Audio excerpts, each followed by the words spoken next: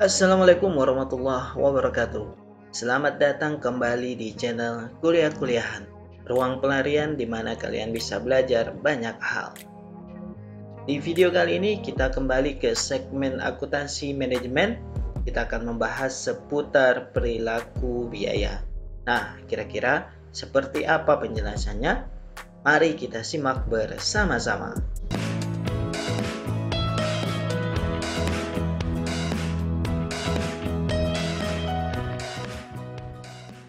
Oke, baik teman-teman, kita mulai dari definisi apa sih perilaku biaya itu ya.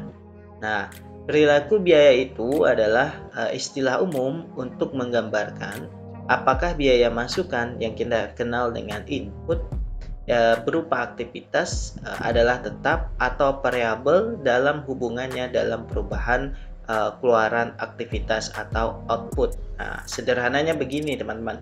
Nah, apakah biaya yang kita keluarkan untuk menghasilkan suatu barang atau suatu output sifatnya itu tetap atau merupakan biaya variabel yang bisa berubah-ubah. Nah, itu mudahnya untuk memahami perilaku biaya itu. Nah, di sini teman-teman, perilaku biaya ini dibagi menjadi 3. Yang pertama ada biaya tetap atau fixed cost. Nah, fixed cost ini atau biaya tetap ini mudahnya jumlahnya itu tetap atau konstan, tidak dipengaruhi oleh volume dari output atau hasil yang akan kita hasilkan. Jadi berapapun hasil nanti suatu produk atau barang atau jasa, biayanya itu sifatnya tetap. Misalnya untuk menghasilkan 10 juta itu untuk 1000 produk. Nah, mau produknya nambah menjadi 2000 atau 3000 misalnya, biayanya itu tetap yaitu 10 juta rupiah. Kedua, karakter dari biaya tetap ini teman-teman adalah biaya satuan. Nah, biaya satuan atau unit cost ini akan berubah berbanding terbalik dengan perubahan dari volume kegiatan. Nah, artinya semakin banyak output yang akan kita hasilkan, maka biaya satuannya akan jauh lebih murah loh. Kenapa bisa begitu? Karena tadi biaya satuan itu kan sifatnya tetap. Ketika produk yang kita hasilkan semakin banyak, otomatis pembagi atas biaya satuan ini semakin banyak. Nah, karena pembaginya juga banyak, otomatis biaya satuan yang akan kita keluarkan itu akan semakin kecil. Nah, ini sifatnya. Semakin tinggi volumenya, maka semakin rendah biayanya. Kebalikannya, semakin rendah volume produknya, maka semakin tinggi biaya satuannya. Contohnya begini teman-teman, mudah saja. Fixed cost terhadap satuan unit, misalnya katakanlah satu handphone itu 300.000 rupiah. Itu fixed cost yang sifatnya kesatuan unit. Ketika kita hanya bisa menghasilkan satu handphone dalam satu hari, artinya 300.000 itu menjadi biaya yang sangat besar. Tetapi ketika dalam satu hari kita bisa menghasilkan 10 unit handphone, maka artinya biaya satuan unit yang melekat itu menjadi lebih kecil karena pembaginya ada jadi 10. Berarti 300.000 kita bagi dengan 10. Hasilnya sama dengan 30.000. Nah, jadi biaya satuannya itu menjadi 30.000 untuk satu unit handphone.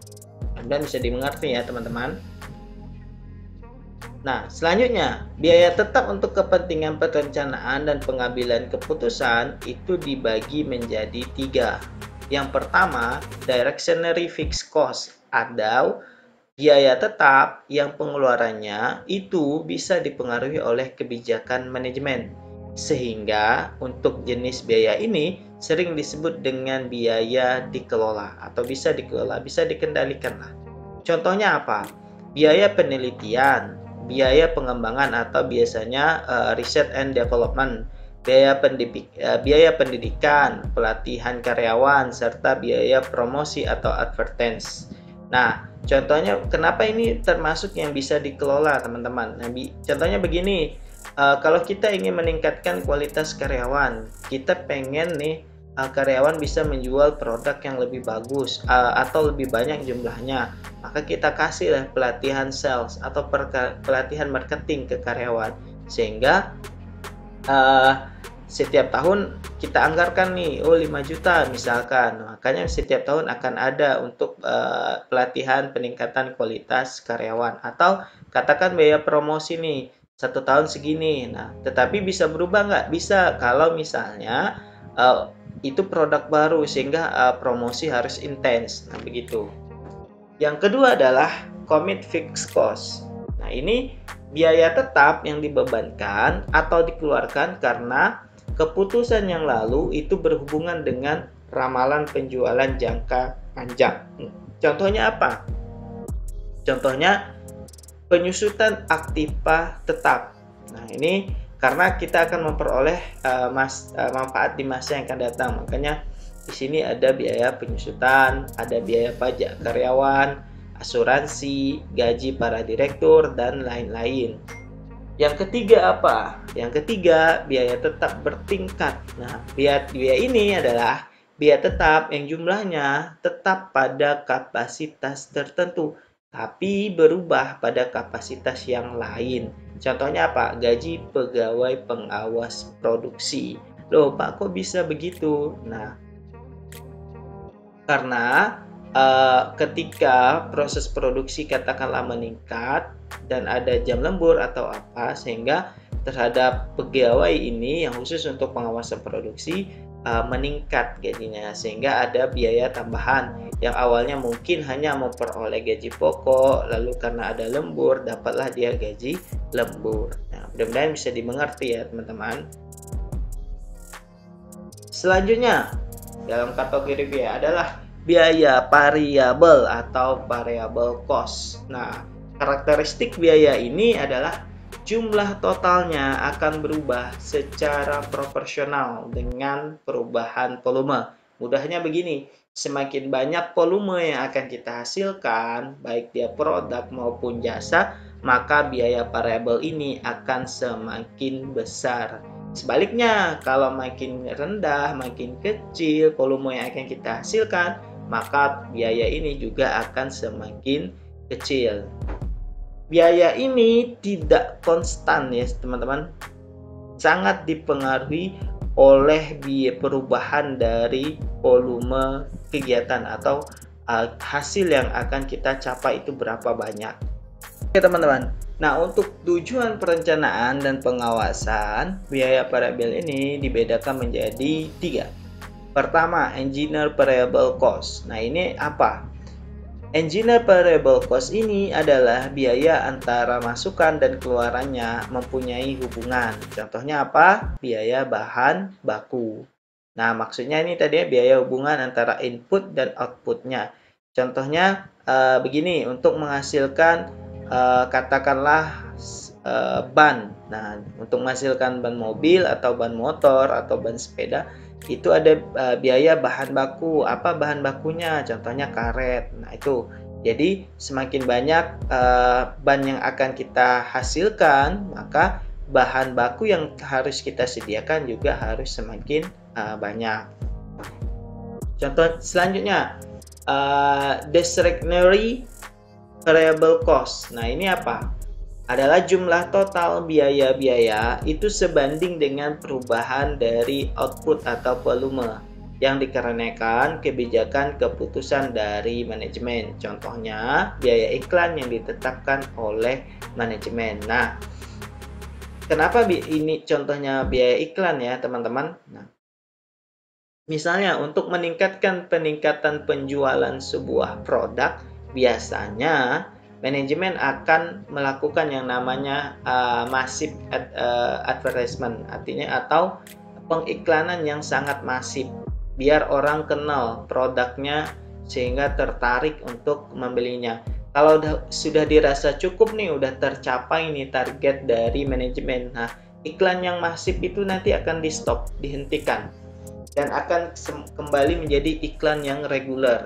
Nah, biasanya ini dilakukan pada produk-produk yang baru. Nah, ini teman-teman pasti sering deh lihat di televisi atau di media sosial yang lainnya.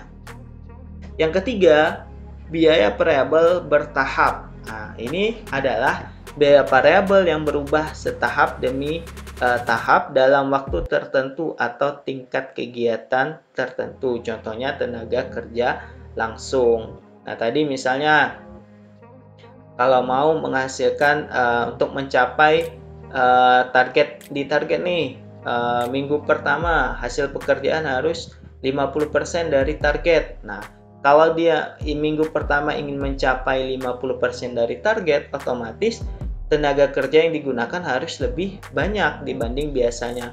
Kemudian minggu kedua turun jadi 30% lagi, artinya udah 80. Nah, ketika minggu kedua sudah boleh tuh mengurangi tenaga kerja karena targetnya sudah mulai sedikit. Di minggu ketiga makin sedikit, jadi hanya tinggal 20%. Nah, di minggu ketiga karena targetnya makin dikit, nah itu juga sudah mulai untuk mengurangi tenaga kerja langsung. Nah, mudah-mudahan dimengerti ya teman-teman. Yang ketiga adalah biaya campuran atau mixed cost, gabungan antara biaya tetap dan biaya variabel. Nah, karakteristik dari biaya campuran ini adalah jumlah totalnya berubah sesuai dengan perubahan dari output atau volume, akan tetapi sifat-sifat perubahannya tidak sebanding. Artinya, mungkin aja totalnya itu berubah, tapi sebenarnya sifatnya mah enggak. Nah, gitu.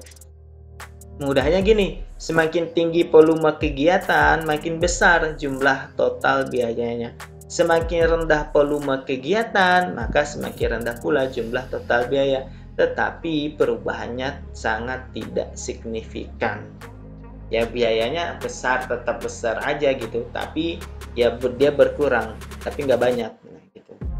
Yang kedua, karakteristiknya dari mix cost ini adalah biaya persatuan berubah terbalik dihubungkan dengan perubahan dari output atau volume, tetapi sifatnya juga tidak sebanding. Contohnya apa? Biaya tadi tenaga kerja tidak langsung, bahan mentah tak langsung, beban listrik, pemeliharaan aktiva tetap, telepon, perjalanan dinas, peralatan, dan lain-lain. Nah, biaya ini sebenarnya nggak sebanding. Kalaupun dia turun, nggak ada hubungannya juga dengan produk atau output yang akan dihasilkan. Nah, mudah-mudahan bisa dimengerti ya teman-teman. Oke, sampai di sini video saya kali ini. Mudah-mudahan bisa menjawab dari keingintahuan teman-teman semuanya.